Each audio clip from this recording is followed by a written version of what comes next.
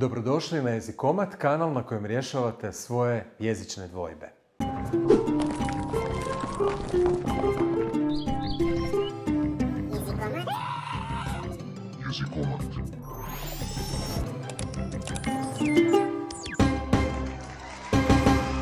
U svakom mjesecu studenom sjećamo se i muškaraca, odnosno želimo skrenuti pozornost zahvaljujući raznim javnozdravstvenim akcijama.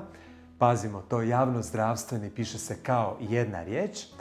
Želimo se na neki način posvetiti malo više muškarcima, skrenuti im pozornost na to da i oni moraju voditi računa o mogućnostima da, nažalost, obole i da im u tome mogu pomoći liječnici, redoviti pregledi i, možemo reći, zdrav način života.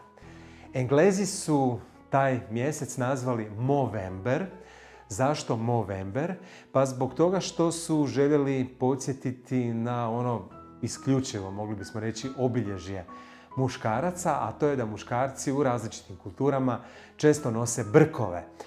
A kako se na engleskom brkovi kažu mustache, onda je i ovo M početno ime te akcije, odnosno skretanja pozornosti na muške zdravstvene probleme, pa je onda i otud naziv Movember.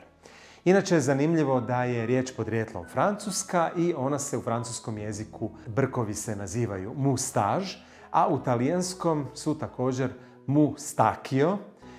Mi imamo riječ brk i brci kada je riječ o muškarcima, a brkovi kada je riječ o životinjama ili biljkama. Pa, na primjer, kažemo u jednini, naravno je isto, da i životinje i muškarci imaju brk, ali u množini se razlikuje i kažemo da muškarci imaju brke, u nominativu množine su to brci, a kada se odnose na životinje ili na biljke, onda su to brkovi. Inače, ovo o čemu vam sada govorim nije striktno normirano, znači nije da to tako mora biti, ali se nekako uobičajilo u dugoj upotrebi, u normi, da se na primjer, kažemo da mačak ima brkove, a da muškarac ima brke, i da su brkovi ono što dolazi, ono što visi kao gornji dio na klipu kukuruza. Kažemo da su to brkovi.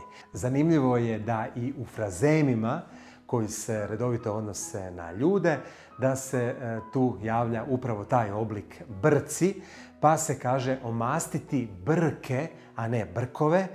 To znamo da znači nešto u nečemu profitirati i zanimljiv nam je frazem također brci mu se smiješe, dakle ne brkovi nego brci mu se smiješe, opet je značenje isto, a to znači da netko u nečemu uživa, da je netko zadovoljan, kao što vi i ja uživamo u govorenju i pisanju hrvatskim jezikom i onda netko može također reći da nam se brci smiješe.